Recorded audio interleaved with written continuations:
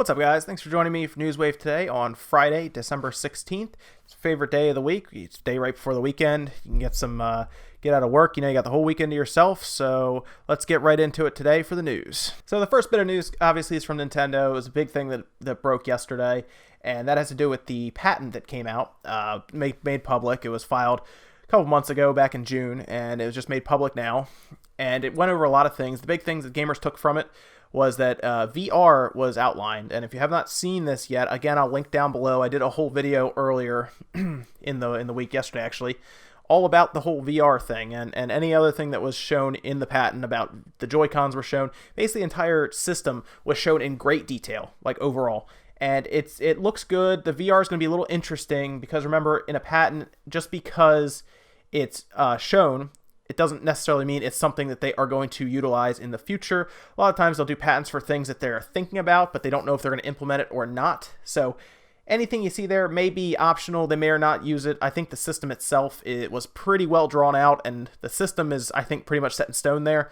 It's more along the lines of optional accessories, and VR are things that they're probably playing around with. But if you haven't seen it, check the forum link down below. I'll leave it there for you so you can check out tons and tons of pages, guys. Seriously, a lot. And one other thing I want to point out from the patent, if you had not already seen this, remember how a while back we were talking about a mystery button that was shown on the actual on the remote and then on the actual Joy-Con and the Pro Controller that they had, and we were trying to figure out what it was. We were pretty sure it was a share button. Well, it looks like we were actually right. Most people who were thinking it was something where you could record either screenshots or you can record video were pretty much correct. It is a screenshot button from what you can tell. I'll actually pull up the little snippet from the patent here for you. That's from section 0168. The left controller 3 also uses a record button. Now they're basically labeling parts of the diagram here, what the numbers are, if you're wondering. Includes a record button. As shown in figure 5, the record button is provided on the primary surface of the housing, more specifically in a lower right area of the primary surface. The record button is a button for giving instruction to save the image displayed on the display of the main unit. So basically, it is a screenshot button. You can hit that button and take screenshots. I don't think there's any video being able to be taken, but the screenshot button is cool. I assume you're playing a game, you hit a screenshot of your high scores, and you could post it to their social network if they have something for Nintendo. Maybe they do end up letting you link it to Facebook, but there's at least a way to record different things through screenshots on the system. Again, that's a little better than what we've had before in the past with the Nintendo, so at least they're moving forward with the whole share function. And if you missed it, Mario Run launched yesterday to mostly good reviews, actually. I was a little surprised. I figured some people would kind of discount it because it was a mobile game and kind of throw it under the bus for that, but it actually got pretty good reviews. At the time of this recording, it's sitting at about 80 on Metacritic, which is respectable.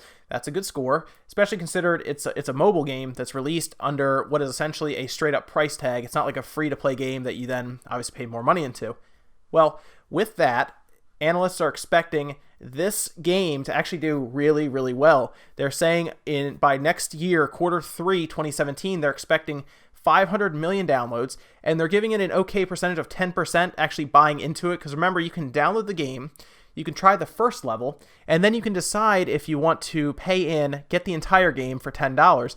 They're expecting 10% of the 500 million, which would make it 50 million, would then pay out $10, which would actually put the entire game at a $500 million revenue, which is very good for Nintendo selling these games on mobile hardware. I think that's pretty much going to put them in the driver's seat to start releasing more games on mobile markets. And I think if they're making money from it, obviously the investors, everyone's going to want them to keep doing it. So we might see games like these.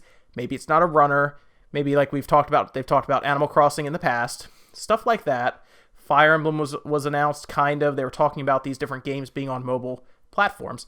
Well, Mario Run does well, you're definitely going to see them because companies love money, no matter who you are. So if it does well, it makes money, you'll see it. So Mario Run will be interesting to keep track of over at least the first month through December.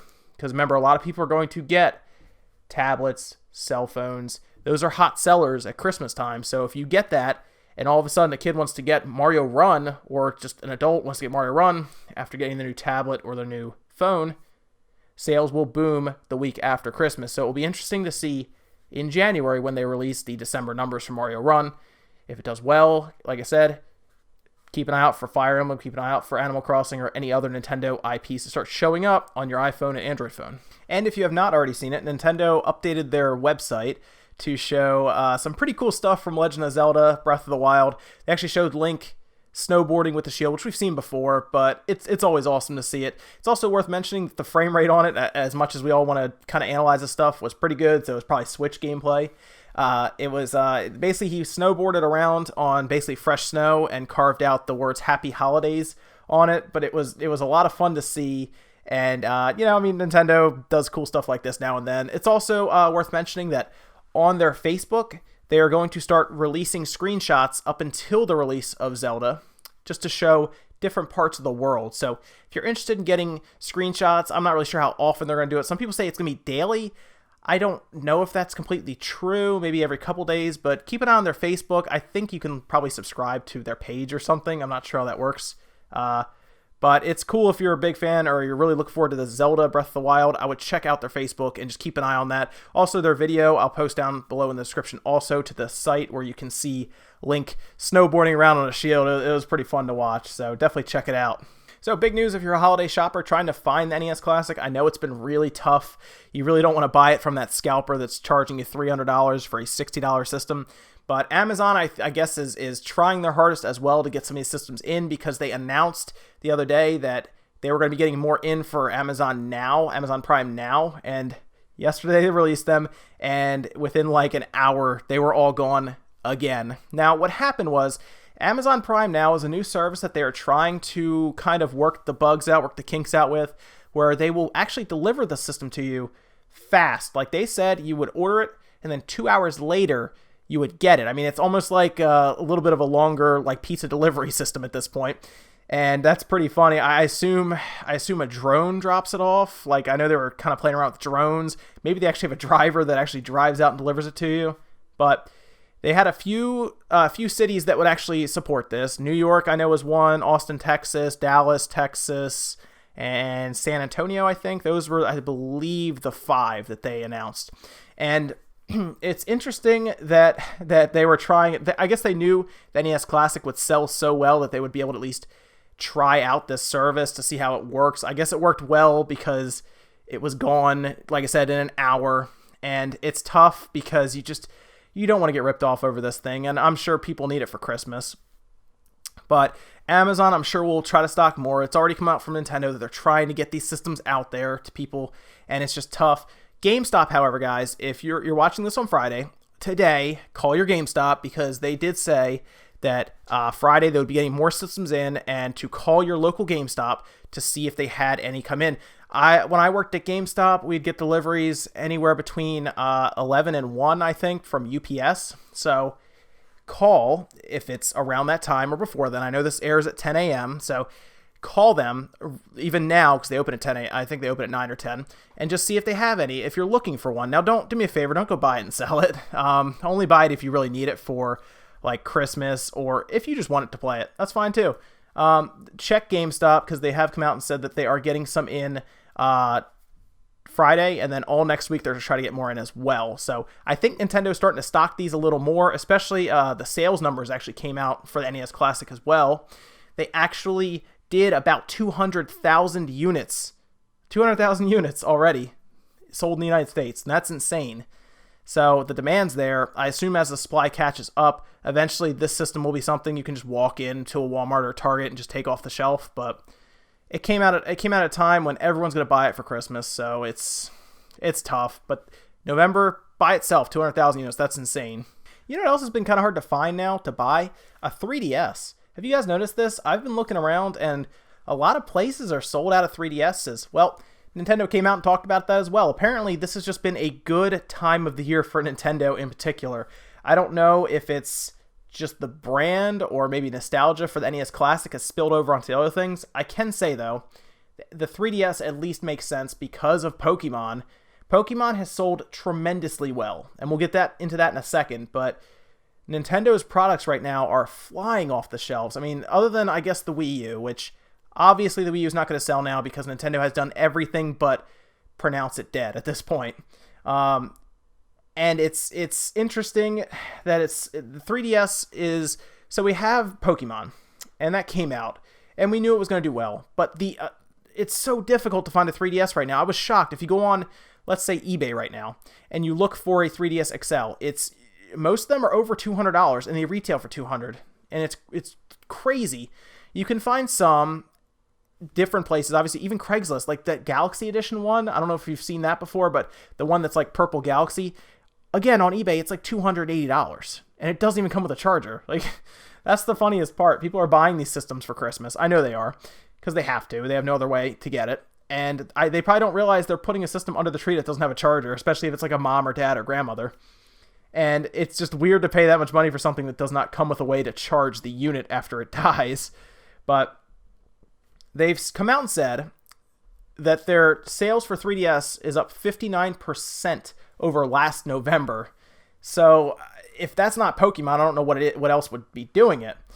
But it's an astonishing number. It really is. And apparently the new Pokemon games have helped increase software sales for the 3DS, like overall software sales, by over 350%. So this is a quick list of the games that have sold the best ranked for November. And it's no surprise that Call of Duty Infinite Warfare is number 1. I don't think that's a shock. Even though their sales are down, it's still a very good selling franchise. Remember, guys, the numbers they're down from last year is still a big number, so of course it's still going to outsell pretty much everything right now. Battlefield 1 was riding pretty high October. They were number 1 for the longest time. They got dethroned by Call of Duty. Now, down from there, Pokemon Sun and then Pokemon Moon are 3 and 4. Now, we don't know the exact numbers, but I have a strong feeling if you added those together, they would definitely beat Battlefield 1, and I'd be really curious to see what their number would be compared to Call of Duty Infinite Warfare. We might be surprised. They might either be right there with it or maybe even just a little above it. We just don't know because we don't have definite numbers. We just have a ranking chart here. And down from there, Titanfall 2. I'm glad to see Titanfall 2 did pick up a little bit. They're just behind Sun and Moon, NBA, Madden, Watch Dogs, Skyrim, FIFA. But it's interesting to take this away from it because Sun and Moon obviously spiked Nintendo's sales. Last year I think we had Alpha Sapphire and Omega Ruby. Of course, not new iterations of the game, so it's been a while since X and Y, and this is the first time we've had that with a new region, new Pokemon, everything. And it just goes to show how strong of a franchise Pokemon is. And if it does go to the Switch will probably move units there too very easily. Nintendo is very, very fortunate to have Pokemon as a franchise they can call on whenever they need to. If they need to just make money, you just make a new Pokemon game and you'll move systems. That was probably the biggest mistake that they did with the Wii U is by never bringing an actual Pokemon game to it. If they really desperately wanted to move Wii U's, they probably could have put Pokemon on it and it would have sold it. Even if it was like a playoff of X and Y, like that third game in the series they always bring out, it would have moved Wii U's like crazy only because of Pokemon. It's that strong of a franchise. And guys, if you're looking to try out For Honor, they're actually launching the closed beta next month in January. They're actually taking signups right now on their website, Ubisoft is. And it's been kind of interesting to see this game. I know a lot of people are interested in the melee combat that they've shown in these trailers. And if you just want to try it out, it's probably worth at least signing up. The thing about the closed betas are they don't always pick everyone. So if you're very interested in this game, I would go sign up now and just be put in the pool so that they start pulling names. Maybe you get in. But they're, of course, going to use this probably to try to smooth out things like their servers and maybe balance the game a little more if they need to. But you know what? It's a free closed beta to get into. I would at least sign up and see if you can get in. And guys, that's going to do it for today for Newswave. I hope you guys have a good weekend this weekend. Have some fun, play some games. And I'll see you guys back here on Monday. I'll be posting some other videos probably over the weekend. I am seeing Rogue One, actually, probably tonight. No, this afternoon, actually, I'm going to see it. And I will actually post my reactions. I believe it's either going to be Friday night or Saturday, just talking about it. I'll do a spoiler-free one, and then I'll do a spoiler-filled one. So pick your links carefully. They'll be noted just in case you don't want to be spoiled about anything. And I believe this weekend I will be working out the podcast details so that you guys can download the audio for all of Newswave and any other speculation videos I do, or just news in general, even if it's just random news out of nowhere. You can download and listen to it in the car. So I will see you guys on Monday. I hope you guys have a good weekend.